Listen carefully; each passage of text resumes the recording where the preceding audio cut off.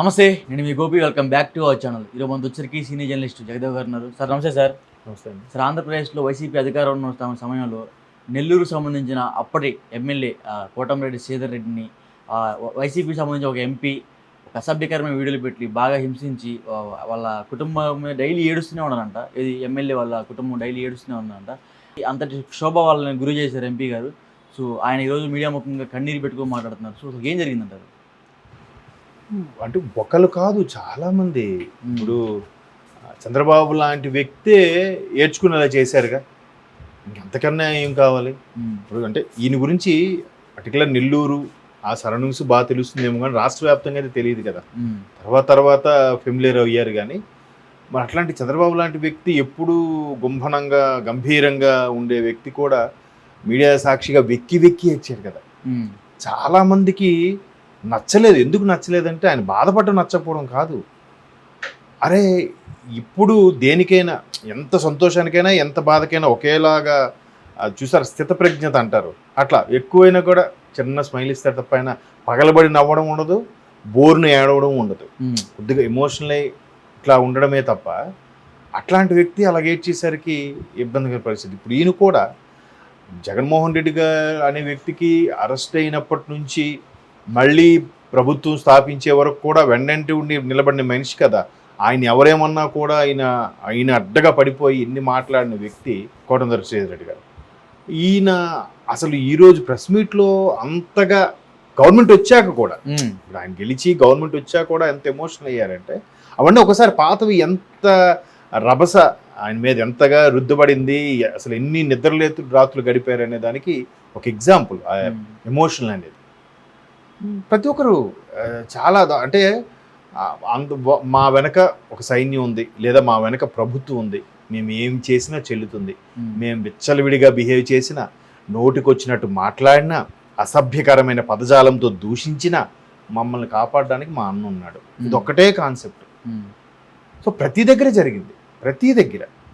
ఇప్పుడు అన్ని ట్రోల్స్ వస్తున్నాయి టీడీపీ గవర్నమెంట్ వచ్చాక. ప్రతి ఒక్కరు, కొడాల నాని గారు కానీ, రోజా గారు కానీ, ఇంకా అయిపోయింది సీను మీది, ఇంకా నెక్స్ట్ పెట్టి బేడ సర్దుకోవడమే, ఏదో కృష్ణారామ అనుకోకుండా మీకు ఎందుకు రాజకీయాలు అనేవాళ్ళు, మీరు గెలిస్తే నేను మీకు ఊడిగం చేస్తామనేవాళ్ళు, మీకెందుకు.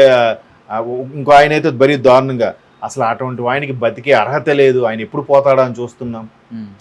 విజయసాయిరెడ్డి గారు ఎవరు? ఆయన ఎప్పుడు జనరల్గా అలా అలాంటి వ్యక్తి కూడా మాట్లాడించేశారు వైసీపీ వారు. విజయసాయిరెడ్డి గారు చాలా వైసీపీ, ఎంటైర్ వైసీపీ కొంచెం హుందాగా మాట్లాడే వ్యక్తి అని నా అభిప్రాయం. ఆయన కూడా మొన్న చంద్రబాబు లాంటి వ్యక్తి ఇంకా బతికొండడం అనవసరం అన్నట్టుగా కూడా మాట్లాడిన కామెంట్స్ మనం చూసాం.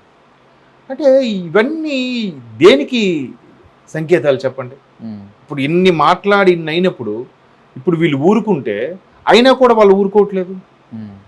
ఇప్పుడు ఓడిపోయారు వీళ్ళు, సరే ఎందుకులే చంద్రబాబు నాయుడు గారు కానీ పవన్ కళ్యాణ్ గారు కానీ వద్దు, వాళ్ళు రెచ్చగొట్టే చేసినా మీరేం అనొద్దు అని అంటుంటే, మళ్ళీ ప్రెస్ మీట్లు పెట్టి మా వాళ్ళ మీద దాడులు జరుగుతున్నాయి, మా వాళ్ళని చెదగొట్టారు, పోలీసులు జీతాలు తీసుకుంటున్నారా లేదా అంటే అర్థం ఏంటి? ఒరే, మీ వెనక మేము ఉన్నామరా, మీకేం కాదు, మీరు మళ్ళీ రెచ్చిపోంటారని చెప్తున్నట్టే ఉంది. మరి అట్లాగా ఇప్పుడు ప్రభుత్వం వచ్చి ఎమ్మెల్యే హోదాలో ఉన్న వ్యక్తులు ఇంత కన్నీరు మున్నీరుగా విలపిస్తారు అంటే, ఆ బాధ ఎప్పటి నుంచి ఉన్న పెయిన్ అంతా ఒక్కసారిగా బ్లోఅవుట్ అయింది అనమాట కోటంరెడ్డి శ్రీధర్ రెడ్డి గారికి. సో ఎంత దారుణం అంటేట, అసభ్యకరమైన మెసేజ్లు, అశ్లీలంగా ఉండే వీడియోలు, చిన్న క్లిప్పింగ్ లాంటివి కుటుంబ సభ్యులకు కూడా, భార్యకి కూతురుకు కూడా పెట్టారంట ఆ నెంబర్లు తీసుకొని. అది ఈయన సరే ఇంకో చూసి వార్నింగ్ ఇచ్చి మాట్లాడి, ఏమైనా ఏముంది రారా తేల్చుకుందాం, ఎక్కడ ఇంకో ఆయన ఉంటాడండి అనిలా, అది ఆయన మాట తీరు చూసారా? అసలు దారుణం అనమాట. అంటే ఒక లేబర్ ఏరియాలో లేబర్తో పని చేయించుకునేటప్పుడు సినిమాలు చూపిస్తారు చూసారా, బానిసలుగా వాళ్ళని దొంగచాటుగా తెచ్చుకొచ్చి కేజీఎఫ్ లాంటి సినిమాల్లో పని చేయించుకునే వాళ్ళకి ఎలా తిడతారు, ఎలా ట్రీట్ చేస్తారు, అలా ఉంటుంది ఆయన మాట తీరు. ఏమిటో మరి ఇప్పుడు వాళ్ళందరూ ఏమయ్యారు? ఎక్కడున్నారు వాళ్ళు? పౌరుషం అదే ఇది అనుకున్నప్పుడు రావాలి కదా. సైలెంట్గా అంటే ఇప్పుడు చెప్తున్నాను, అవన్నీ వీళ్ళు తలుచుకుని వీళ్ళు ఇంత హింసించారా, వీళ్ళని ఏమైనా, వీళ్ళు అసలు ఏం చేసినా పాపం లేదురా అని వీళ్ళు కనిపించి వీళ్ళు ఏమైనా పోనీ చట్టపరంగా చర్యలు తీసుకుంటే వాళ్ళు ఏమంటారు? కక్ష సాధింపట. చూడండి, ఇలాంటి పనిని చేసివచ్చు, ఎవడేం అడగకూడదు. వీళ్ళు కనీసం ప్రశ్నిస్తే కక్ష సాధింపు, కడిగిన ముత్యంలా తిరిగి వస్తాం, న్యాయమే గెలుస్తుంది, ఇలా పిడికిలు బిగించి మరి ఏంటి ఈ పనికిమాలిన విషయాలకి అరెస్ట్లు అయిన వాళ్ళు కూడా. ఇట్లా అంటే ఒక ప్రజాప్రతినిధి అటువంటి వ్యక్తి ఆయనే ప్రెస్ మీట్ పెట్టి బోర్ని వెలిపించాడు అని అంటే ఆడవాళ్ళు ఎంత ఉసురుమని ఉంటారా? ఇట్లాంటి ఎంతమంది ఉసురు అక్కడ తగులుంటుంది ప్రభుత్వానికి కానీ ప్రజాప్రతినిధులకు కానీ. ఆడదాని ఉసురు కొట్టుకెళ్ళిపోరా అంటే అవి చెప్తే అర్థం కాదు. చాలామంది ఏంటంటే మాది ఇప్పుడు నడుస్తుంది కదా, నడవని మేము చూసుకుంటాం అనే ఫీలింగ్ ఉంటుంది. ఆ టైంకి ఒక రకమైన మాయ కమ్మేస్తుంది.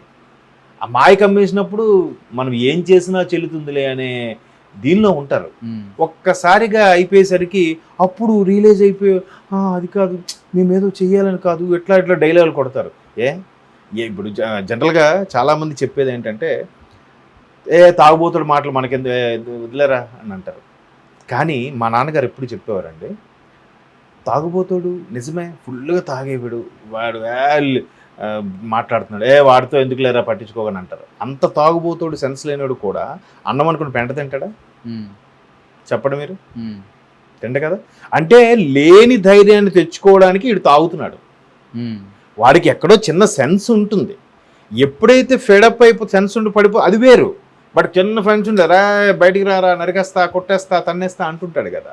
అది ఊరికే లేని ధైర్యాన్ని ఆల్కహాల్తో తెచ్చుకునే ప్రయత్నంలో చేసే ఓవర్ యాక్షన్లో ఒక భాగం అని మా నాన్నగారు అనేవారు. నేను అబ్జర్వ్ చేస్తే నిజమేనేమో అనిపిస్తుంటుంది కొన్ని సందర్భాలు. అట్లాగా అధికారం ఉన్నంతసేపు ఆ మందులో ఉన్నంత ఫీలింగ్ అనమాట. అది దిగిపోతే ఏంటి పరిస్థితి? ఎప్పుడు శాశ్వతం కాదు కదా ఎవరికి కూడా.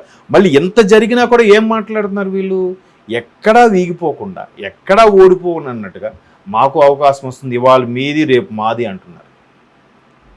చూడండి అసలు అంటే కార్యకర్తల్ని ఆల్మోస్ట్ అందరూ షిఫ్ట్ అయిపోయారండి. అందరూ కూడా వీళ్ళకి మంచి పని అయిందిరా బాబు, బాగా జరిగింది, మనల్నే పట్టించుకోలేదు, కార్యకర్తలనే పట్టించుకోలేదు, నాయకులకి అవకాశం ఇవ్వలేదు అనుకుంటున్నా కూడా ఎక్కడ అది మళ్ళీ అయితే పార్టీ కానీ వాళ్ళు కానీ నామరూపాలు లేకుండా అయిపోతారేమో భయముకో, లేదంటే భవిష్యత్తులో పార్టీ మనుగడ కోసమో ఈ మళ్ళీ లేనిపోయిన స్టేట్మెంట్లు ఇచ్చి అక్కడక్కడ కనిపిస్తున్నారు.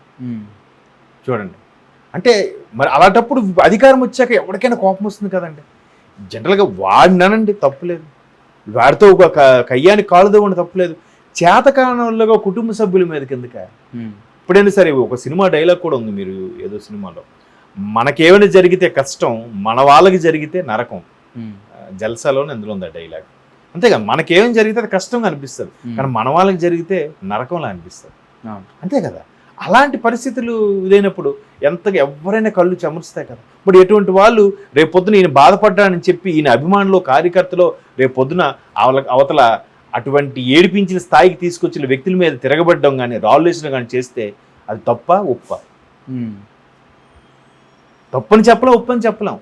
అంత మానసిక క్షోభకు గురి చేసిన తర్వాత ఏవైనా నేరాలు ఎలా జరుగుతాయంటే క్షణికావేశం మీదే కదా. ఒక్క క్షణం ఆగాలి కదా, ఆలోచించాలి కదా. అరే ఇవాళ రేపు పొద్దున్న నాకు పెళ్ళం బిడ్డలు ఉన్నారు, వీడి మీద ఇలా చేస్తే మనకు కూడా ఇది అవుతుంది ఆలోచన ఉండాలి కదా. లేదు, ఉండట్లేదు. ఓకే, మేము దేవుడు మళ్ళీ ఎన్ని ఎదవ పనులు చేసినోడు కూడా దేవుడు ఉన్నాడు అంటాడు. ఎదవ పనులు చేసిన వాళ్ళకి దేవుడు ఉంటే మరి మంచి పనులు చేసిన వాళ్ళకి దేవుడు లేడా?